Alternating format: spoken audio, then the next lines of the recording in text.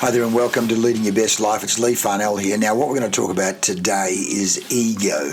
Ego and business growth, ego and business destruction. Stay tuned. Here we go.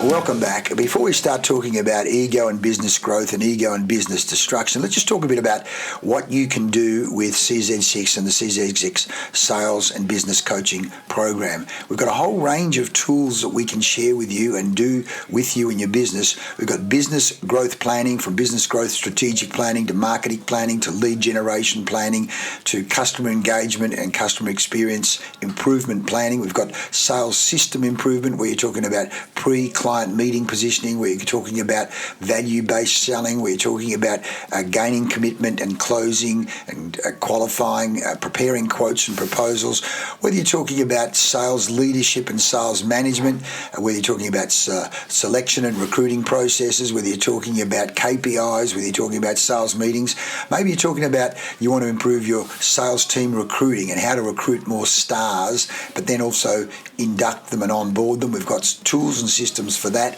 Then there's the actual sales training program. Whether you're talking about beginner, intermediate or advanced levels, we can help you with that. And then of course the in-house CZ6 trainer, in-house trainer, in-house sales leader program. You've got sales coaching, where we're coaching people at beginner, intermediate and advanced levels. Whether you're talking about sales system audits to check what does your existing sales system look like, what is your existing CRM system or your lead generation system, let alone how well do you do meetings. We've also got the marketing and lead generation team members, the lead funnels, the lead magnets, the digital online presence domination program, the marketing and collateral design and printing. All of these things are available. Plus then we do sales team events, business growth events, be they conferences, in Australia or outside of Australia. And then there's our consulting services, where we literally come in, diagnose and give you a report, diagnose and give you a prescription, sales activity analysis and report, marketing and lead generation and diagnostic and report. You can take that report and implement it yourself, or you can use our services to help implement. So there's 10 areas there that you can use to help grow your business with the CZ6 system, proven over 40 years and certainly proven over the last 20 to consistently break sales records. Help that helps, but in the meantime, let's get back to what we want to talk about. Well, as I said, ego. This morning, I was on the phone to a guy who wants to do some coaching with me, who said, I had a business and I let it run into the ground. I said, how'd you do that? He said, my ego controlled it. I ran roughshod over the business with my ego. I said, tell me more. And I thought, what I'm going to do, without giving anything away in terms of who the person is and what they talked about, is let's just look at that role of ego, and particularly 5 powerful reasons to keep your ego in check when you're running and growing a business. And certainly, I see people with big egos in business, because of course you need to have a bit of an ego to even start a business, to go, I'm good enough, or I've got the confidence, or I've got the skills to actually make a difference, or even do something different, or do something that lifts people's lives up. I was literally on the Facebook this morning. One of our friends is a world-class hairstylist, operates out of Harrods in London, and he's been working with Imran Khan, who happens to have been in jail for 700 days in Pakistan, as he said, in terms of the justice issue there. But why am I saying this? Because one, my friend firstly says, I want to be the best hairdresser that makes a mark, and not only brings light into the lives of my customers, but if I can shine a light on injustice in the world, I'm going to do that as well, particularly to my friend Imran Khan, who I've cut his hair since 1975, and says, I did a great job and turned him into a movie star based on my haircut. So there's a bit of an ego there, but at the same time, he is a caring, loving, fantastic fellow, and I'm talking about the hairdresser and probably Imran Khan as well. But let's talk about ego and how it can be a real problem. Point number one, how does ego stuff you up and why you need to keep it in check when growing a business. One, ego blinds you to feedback and reality. You get feedback from customers or people you know and care about, but your ego says, don't listen to them, mate. I know better than them. You stop listening. You stop listening to your team. You stop listening to your customers. You stop listening to the marketplace. And of course, that's dangerous.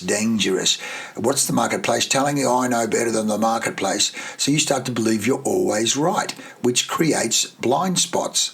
This arrogance prevents you from seeing warning signs and early warning signs. It prevents you from adapting, prevents you from improving until it's too late. And I remember when I did the Money and You program with Robert Kiyosaki, Marshall Thurber said, the universe, the market will give you feedback and you'll get a tap on the shoulder, little tap, little tap, little tap. And if you don't get the message and you keep heading on the path you're heading on, you get a bigger tap and a bigger tap and a bigger tap. And eventually you get hit with a baseball bat. And if you don't hear the baseball bat, next minute it's a Mack truck. And then you go, my God, what happened? Why didn't I listen to those signals? So best listen to the signal of the tap on the shoulder before it ends up a baseball bat and a Mack truck. Reality check. Feedback isn't a threat. It's a mirror and a compass. Oh, I like that. We say feedback is feed forward. The feedback you're getting is to help you move forward, stay on track, keep evolving, keep expanding, keep adding value, keep shining your light rather than thinking you know better than the marketplace, you know better than the universe. Oh boy, get ready for the Mack truck. Feedback isn't a threat, it's a mirror and a compass. Lesson number 2, ego destroys customer relationships. If you start taking customers for granted, you start thinking they're just pawns in the game, you're dismissive, you treat them with contempt, and that stems from a sense of superiority. Wrong. And rather than service leadership and a service approach to customers, you start to think you're better than the customers. And as I said to the guy this morning, there was a fellow we knew in the car industry years ago who actually referred to customers as Seftons. He said Seftons were a subhuman species that were there just to be used for your benefit. And my friend said, well, actually, he was in the car industry and he said, that's not an uncommon attitude. Oh, my goodness, what a disaster. Hopefully, modern car companies don't have people in that mindset. But in today's market, loyalty is fragile. People can easily research on the internet another supplier. So ego-driven behaviour drives customers away and tarnishes your reputation, my reputation, often irreparably. And customers, of course, can then communicate on the internet to other people very easily, putting it on Facebook, putting it on Instagram, putting it onto, Google reviews. There's a whole range of places they can destroy your relationship. So the bottom line is this: customers don't care about your ego. Customers don't care about your ego. They care about how you treat them. As they say, quality remains long after the price is forgotten, and the customer experience, how they feel, how you made them feel, first and last impressions make a massive difference, because again we say memory is coded on emotion. So how you make people feel is how they'll remember you. So then you start to build it into your systems. How do we make sure that we make customers feel good? And again, my hairdresser friend at Harrods in London, he's very good at pampering customers, and particularly at the end when they've had their hair done, he's got this fantastic floral screen where he videotapes and takes photographs of them and then shares the photos with them so they feel like queens and princesses at the end of it, because mainly he's a female hairdresser, although he does male hairs as well. He makes them feel like superstars, and that's why they come back to him. First and last impressions. Customers don't care about your ego, they care about how you treat them and how you make them feel. Point number 3, ego undermines team culture and leadership. A leader with an unchecked ego breeds fear, breeds resentment, and breeds disengagement. Talented people leave. Talented people want to be appreciated and valued and acknowledged. And if you read the book, The Carrot Principle, it's about valuing and treating your people with value as distinct, again, from contempt. When talented people leave, when ego runs unchecked, you can be certain teamwork and collaboration dies, decision-making suffers, ego turns leadership into dictatorship. Oh boy, I wonder where we can know where that's happening around the world right now. and few want to follow the dictator. Certainly few want to follow the dictator permanently. They'll jump ship when they get the chance. Great leaders lift others, not just themselves. As the great Andrew Carnegie, richest man in the world, had said at one stage, when you're looking to raise people, when you're looking to enrich people, you don't look for the dirt, you look for the gold. Don't look for the dirt, look for the gold. Lift them up. Service leadership, not just lifting yourself up. In fact, that's the way it works. It's win-win. You lift them up and they help you be lifted up. When the great leader's work is done, the people will say, we did it ourselves. Lao Tzu.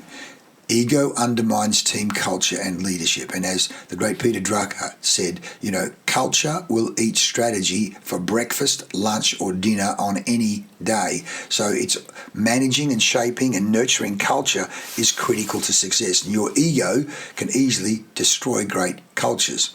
4, ego makes you chase vanity over value. How good is this? Ego makes you chase vanity over value. Ego wants to look good. Big office, flashy numbers, fast growth, big car right next to the front door of the office. And oh boy, how did it destroy morale? And what does it say to customers? Hang on, he's making that much money. Why should I be coming here? Even if the fundamentals are weak, putting on the show, all hype, you're all fluff and no substance. You might start chasing awards, status, or size instead of sustainable, customer-driven value. That path leads to burnout, breakdown, or both.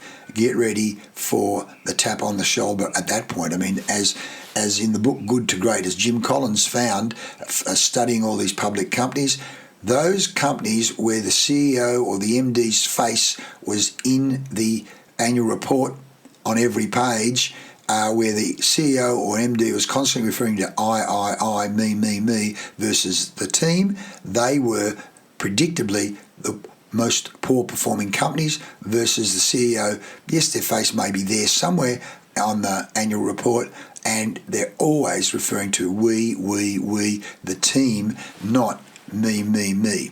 Impressing others is a poor substitute for building something that lasts. And 5, ego blocks accountability and growth. So when things go wrong, ego blames everyone else. It's never them. When things go wrong, ego blames other people. But real growth requires ownership, humility, and courage to say, hey, I got it wrong. I stuffed up. It's me. It's my responsibility. Jim Collins again found in Good to Great that the high-performing level 5 leaders not only were very focused on systems and discipline, but humility. It's not about me, it's about us. And that's the language you want in all of your managers. You don't want, of course, you're leading from the top. As they say, the fish stinks from the head first. You want it from the top. It's about us. It's about team. It's about community. It's about family. It's about us together, collectively and collaboratively, harmoniously, not me. What we know is this formula: no humility, no growth.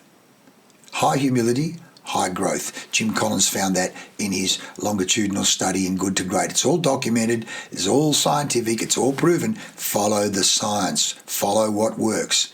So let's just go through that. The five ego blocker problems. 1, ego blinds you to feedback and reality. 2, ego destroys customer relationships. 3, ego undermines team culture and leadership. 4, ego makes you chase vanity over value. 5, ego blocks accountability and growth. So the takeaway summary here: unchecked ego is the silent business killer.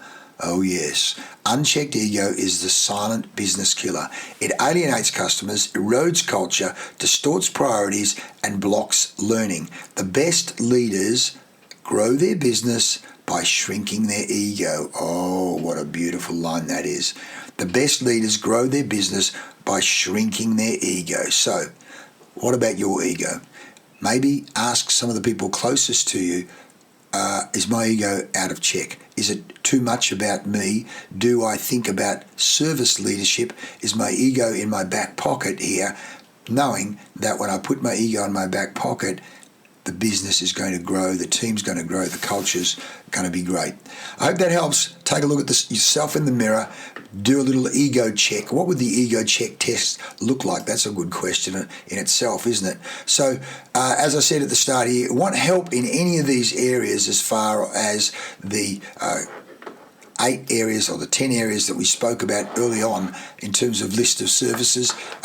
We're all here to help you go to the next level with our CZ6 program, whether it be sales training, sales coaching, our sales system audit and diagnostic, whether it be an event, you want us to do a sales retreat or conference for you. In fact, I'm flying to New Zealand next month to be part of a business development sales conference where we're doing a number of sessions to really kick off the conference and make it super valuable and deliver a massive return on investment for the client. Business growth planning, sales leadership and sales management, sales system improvement, sales team recruiting, all of these things are available. Want to get a copy of our list of services?